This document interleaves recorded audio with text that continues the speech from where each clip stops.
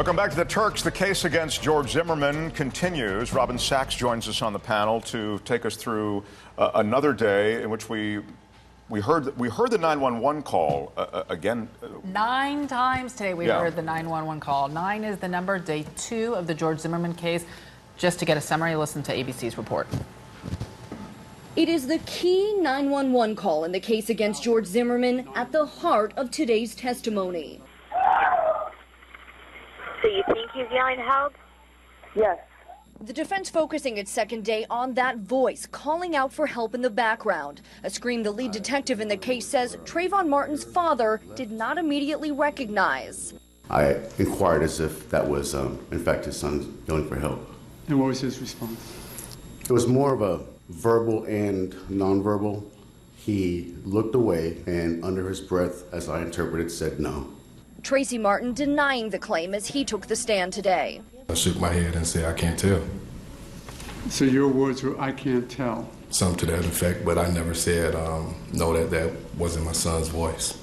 The defense played that 911 tape over and over. Each of Zimmerman's friends called to the stand, coming to identical conclusions, backing the defense's claim that Zimmerman shot and killed 17-year-old Trayvon Martin in self-defense. Yes, my immediate reaction was, that's George's voice. Yes, definitely, it's Georgie.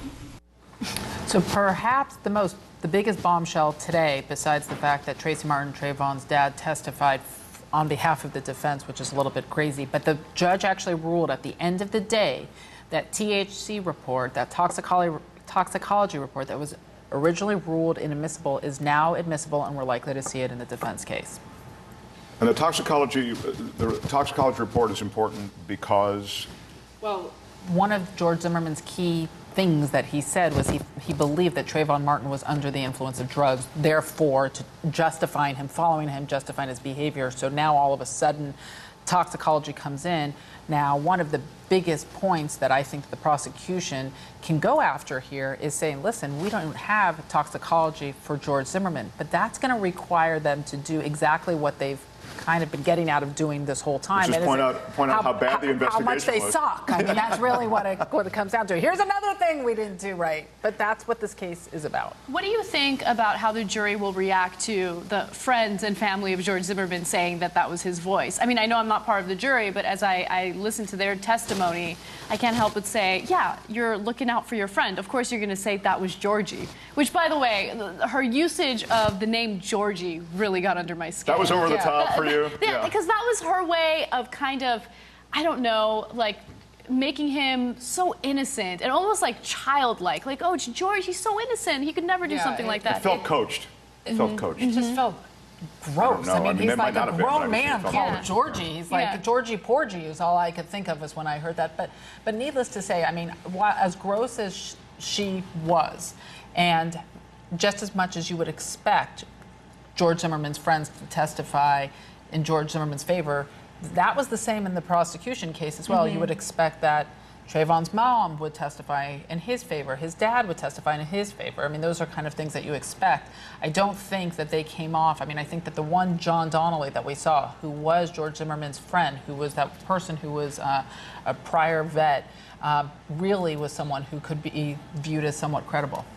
By the way, if the toxicology report came in on Trayvon Martin and suggested that he had THC in his system, that wouldn't really necessarily imply any kind of aggression. I mean, I don't... You know how those pot smokers are. They smoke a blunt and they go out there and they get violent, right? That's exactly what they do. Right. I mean, as a matter of fact, if I was the prosecution, I would have let that come in from the beginning. And let's talk about it. It's like, okay, unless George Zimmerman was a big fat Oreo, would I be worried about it? That, you know, a donut or a pizza or something like that, then I would think that maybe George Zimmerman would have been in fear of his life, but probably not. You feel that this has been an investigation botched and now a prosecution that, I don't know if I want to use the word botched, but also has been mishandled? I do. I think the problem is, and I think we're hearing pundits finally be brave enough to say that the prosecution case sucks. I mean, I think it does, and I think it sucked from the beginning, and it's unfortunate. But that's the problem that the prosecutor put themselves in. And it's not because they didn't do they didn't have in the investigation. They let this guy just. That's exactly right. I mean, what the prosecutor's job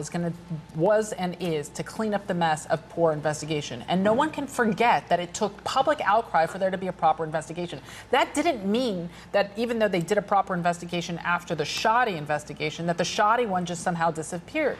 They're dealing moment and moment, time and time again with that shoddy investigation. They let Zimmerman go, and I mean, it was just essentially, so now to see the failings of the prosecution, it's tough to get a conviction, is what you think? Well, I think it's going to be tough to get a conviction, but I want you to listen to what Mark O'Mara had to say, because he's worried about something else. Maybe not. Zimmerman's lead attorney, Mark O'Mara, told me one of his primary concerns is the possibility of the jury acquitting Zimmerman on second-degree murder, but convicting him on lesser charges. I'm really hopeful that the jury will understand that self-defense is self-defense to every crime possible. And they do not look at this and say, well, maybe we'll compromise when this is not a situation where anyone should compromise. So there's obviously a lot going on and way more to come, which we'll be doing in the next couple And by days. the way, juries on understanding stuff, I'm not a big, necessarily a big believer. I mean, they never fail to disappoint. So who really knows? Thank you, Robin. Thank you. More Turks when we come back.